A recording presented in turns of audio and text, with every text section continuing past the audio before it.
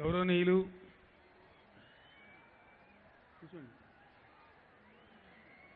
మంత్రివర్యులు శ్రీ జగదీశ్వర్ రెడ్డి గారు, పార్లమెంటు పోటీ చేస్తున్న మిత్రులు వేమిరెడ్డి నరసింహారెడ్డి గారు, వేదికను అలంకరించిన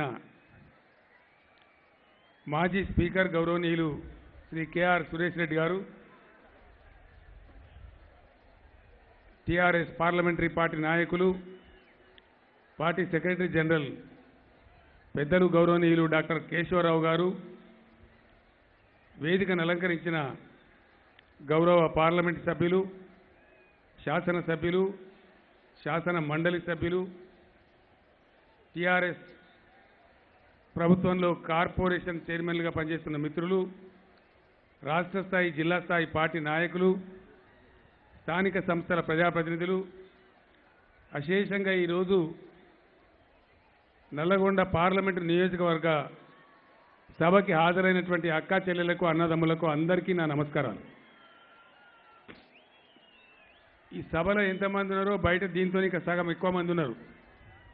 బస్సులన్నీ ఆగిపోయినాయి. నేను అనుకుంటా బహుశా దేవరకొండ ప్రాంతం నుంచి వచ్చే వెహికల్స్ అన్నీ ఉన్నట్టున్నాయి. ఇంతకు మించిన జనం ఇంకా బయట ఉన్నారు. దీంతో నాకు అర్థమైంది ఏంటంటే, నల్లగొండ పార్లమెంట్ నుంచి నరసింహారెడ్డి గారు ఖాయంగా ఎన్నికైపోయినారు. అందులో మనకు ఎవ్వరికి కూడా ఎటువంటి అనుమానం లేదు. ఇంత ఎండ ఉన్నా, ఇంత వేడి ఉన్నా, ఇంత పెద్ద సంఖ్యలో మీరందరూ అభిమానం చూపించి వచ్చినారంటే నరసింహారెడ్డి గారి విజయం ఈ రోజుతో ఖాయమైందని చెప్పి నేను మనవి చేస్తా ఉన్నా. మిత్రులారా, మీకు అన్ని విషయాలు తెలిసి ఉన్నాయి. మీకు తెలియకుండా ఏది లేదు.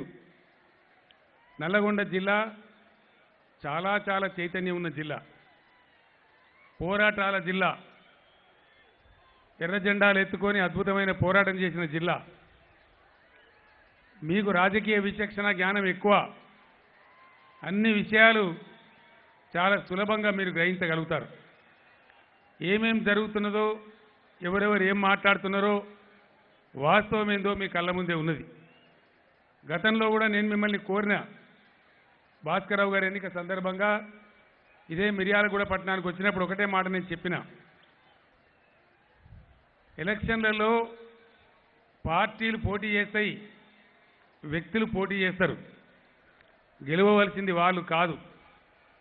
ఎలక్షన్ వస్తే గెలవాల్సింది ప్రజలు, ప్రజల అభిమతం, ప్రజల కోరిక. ప్రజలు దేన్ని గెలిపించాలనుకుంటారో వాళ్ళు మాత్రమే గెలవాలి. ఆ పరిస్థితి వచ్చినప్పుడే ప్రజాస్వామ్యం బాగా పరిడవిల్లుతుందనేది అందరి విశ్వాసం కూడా. మీ అందరికీ తెలుసు, సుదీర్ఘకాలం వేల లక్షల మంది కార్యకర్తల సహకారంతో కొనసాగించిన తెలంగాణ పోరాటం. మాజీ ఎమ్మెల్యే విజయసింహారెడ్డి గారి తండ్రి గారు కృష్ణారెడ్డి గారు 1969లో ఈ ప్రాంతం నుంచే మిర్యాలగూడ ఎమ్మెల్యేగా ఉండి వారు జైలుకు పోయి జరిపినటువంటి పోరాటం కూడా మనందరికీ తెలుసు. ఈ ప్రాంత వాసులకు బాగా తెలుసు. ఆనాటి నుంచి 60 సంవత్సరాల పాటు కొనసాగిన ఉద్యమం మీ అందరి ఆశీర్వచనాలతో విజయం సాధించింది. కొత్త రాష్ట్రమైనా దారి తెన్ను లేదు, కరెంటు లేదు, ఆర్థిక పరిస్థితి ఏమిటో తెలియదు, అనేకమైన కన్ఫ్యూజన్స్, శాపాలు పెట్టేవాళ్ళు, దీవెనలు పెట్టేవాళ్ళు, కుట్రలు చేసేవాళ్ళు, వాళ్ళందరి మధ్య ప్రయాణాన్ని ప్రారంభం చేసినాం. 4.5 సంవత్సరాల కాలంలో సంక్షేమంలో దేశంలో నంబర్ 1గా నిలబడ్డాం. ఆ సంక్షేమ పథకాలు ఏంటియో పల్లెలలో, గ్రామాలలో, పట్టణ బస్తీలలో మీ కళ్ళ ముందరనే ఉన్నాయి. నేను ఎవరిని రిపీట్ చేయదలుచుకోలే. ఇంతకుముందు మిత్రులు మాట్లాడిన వాళ్ళు మీకు చాలా చెప్పి ఉంటారు. ఆర్థిక ప్రగతిలో నంబర్ 1, 24 గంటల కరెంట్ సప్లై చేసే విషయంలో నంబర్ 1, సోలార్ విద్యుత్ ఉత్పత్తిలో నంబర్ 2. ఈ విధంగా ఈ తెలంగాణ అద్భుతంగా ప్రగతి మార్గాన్ని పట్టింది, ప్రజా సంక్షేమ బాట పట్టింది. దాన్ని చూసే మొన్న ఎన్నికల్లో మీరు అద్భుతమైనటువంటి విజయాన్ని చేకూర్చినారు. మీ అందరికీ నేను ఒకటే మాట హామీ ఇస్తా ఉన్నా. నల్లగొండ జిల్లా మిత్రులు భాస్కరరావు గారు ఇప్పుడే హెలికాప్టర్ దిగుతానే నన్ను పట్టుకొని మా పంటకు ఇంకొక 15 రోజులు నీళ్లు కావాలా, ఇస్తావా సస్తావా అని అడిగినారు. నీళ్ళు కావాలి కదా, కావాలి నవ్వుతా కావాలి. భాస్కరరావు గారు కరెక్టే చెప్పిండు. ఇంతకుముందు మనం ఆంధ్రప్రదేశ్ రాష్ట్రంలో బందీలుగా ఉన్నాం, ఇప్పుడు స్వతంత్రంగా ఉన్నాం. నాగార్జున సాగర్లో 130 టీఎంసీల డెడ్ స్టోరేజ్ ఉంటుంది. అవసరమైతే అతిపెద్ద పంపులు పెట్టైనా సరే, డెడ్ స్టోరేజ్ తోడైనా సరే మీ పంటలకు సరిపోని నీళ్ళు ఇస్తాం, ఇచ్చే బాధ్యత నాది అని చెప్పి నేను మనవి చేస్తా ఉన్నా. ఖచ్చితంగా భాస్కరరావు గారు కావచ్చు, ఆయకట్లో ఉన్న మల్లయ్య యాదవ్ గారు కావచ్చు, దిగువన ఉన్నటువంటి ఖమ్మం ప్రజలు కావచ్చు, అందరికీ కూడా నీళ్లు రావాలి. ఇది తెలంగాణ రాజ్యం, తెలంగాణ రాష్ట్రం, టీఆర్ఎస్ ప్రభుత్వం కాబట్టి ఎట్టి పరిస్థితులలో పంటలు పండిస్తాం, దానికి మీరేం చింత చేయవద్దని మనవి చేస్తా ఉన్నా. భాస్కరరావు గారు కావచ్చు, హుజూర్ నగర్ సైదిరెడ్డి గారు కావచ్చు.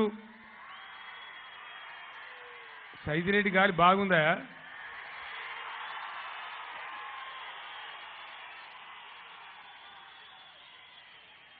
అట్లానే మా పెద్దన్న నోముల నరసింహ యాదవ్ గారు కావచ్చు. నాగార్జున సాగర్ ఆయకట్టులో తమాష ఏంటంటే చెప్తే బాధ, అంటే అపరాధం, అనకపోతే ఏం బాగుండదు.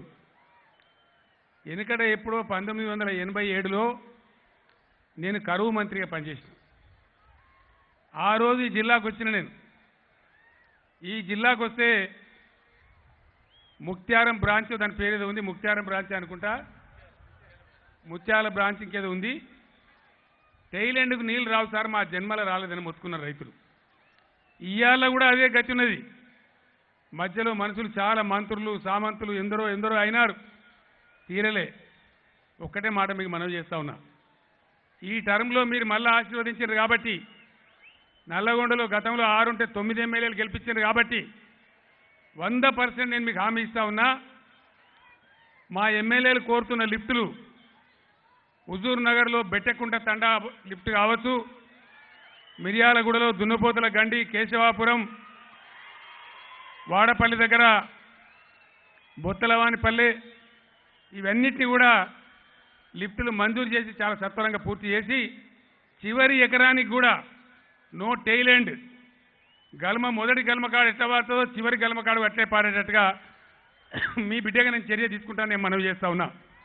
నెల్లికలు కూడా కావాలని అడుగుతా ఉన్నారు. 3000 ఎకరాలు కుంకుడు చెట్టు తాండా దగ్గర పారుతుందని చెప్తా ఉన్నారు. అవన్నీ కూడా చేసుకునే దానికి మనకు అవకాశం ఉంది. అంబాభవాని కానీ, కంబాలపల్లి కానీ, పోగిల్లా పెద్దగట్టు కానీ, నంబాపురం కానీ, ఇట్లాంటి కొన్ని చిన్న చిన్న లిఫ్ట్లు దేవరకొండ నుంచి కోదాడ వరకు కూడా అడుగుతా ఉన్నారు. మాజీ ఎమ్మెల్యే చంద్రరావు గారు అయితే మాకు ఇది ఉండాలండి, ఆ పాలేరు వాగు మీద కూడా పెడితే బ్రహ్మాండంగా మాకు కోదాడ నియోజకవర్గానికి నీళ్ళు వస్తాయని వారు కూడా డిమాండ్ చేస్తూ ఉన్నారు. నేనే స్వయంగా ఈ పార్లమెంటు పంచాయతీరాజ్ ఎన్నికల తర్వాత అన్ని జిల్లాలకు 3 రోజులు 4 రోజులు ఉండే విధంగా బయలుదేరుతా ఉన్నాను. ఆ సందర్భంలో అనేక సమస్యలు, ప్రజలను పట్టిపీడించే సమస్యలు స్వయంగా నేనే జిల్లాలో ఉండి పరిష్కారం చేస్తాం. అందులో భాగంగా ఈ లిఫ్ట్ కానీ కాలువలు కానీ పరిష్కారం చేస్తాం. ఇప్పుడు మీ పంట ఎట్టి పరిస్థితుల్లో ఎండనీయం, మీరు బేఫికర్గా ఫ్రీగా ఉండండి అని చెప్పి మనం చేస్తా ఉన్నా. రాష్ట్రంలో జరిగినవన్నీ మీకు తెలిసే ఉన్నాయి. నల్లగొండ జిల్లాకు 2 మెడికల్ కాలేజీలు ఇచ్చుకున్నాం. సూర్యాపేట ఒకటి, నల్లగొండలో ఒకటి. వాటికి అనుబంధంగా 750 పడకల హాస్పిటల్ రాబోతా ఉన్నాయి. నల్లగొండ పార్లమెంటు పరిధిలో 273 తండాలను గ్రామ పంచాయతీలు చేసుకున్నాం. గతంలో ఏ రాజ్యంలో ఎవరు కూడా చేయలే. మా తండాలో మా రాజ్యం అంటే ఎవరు పట్టించుకోలే. కానీ టీఆర్ఎస్ ప్రభుత్వమే ఈరోజు తండాలో రాజ్యం తెచ్చింది.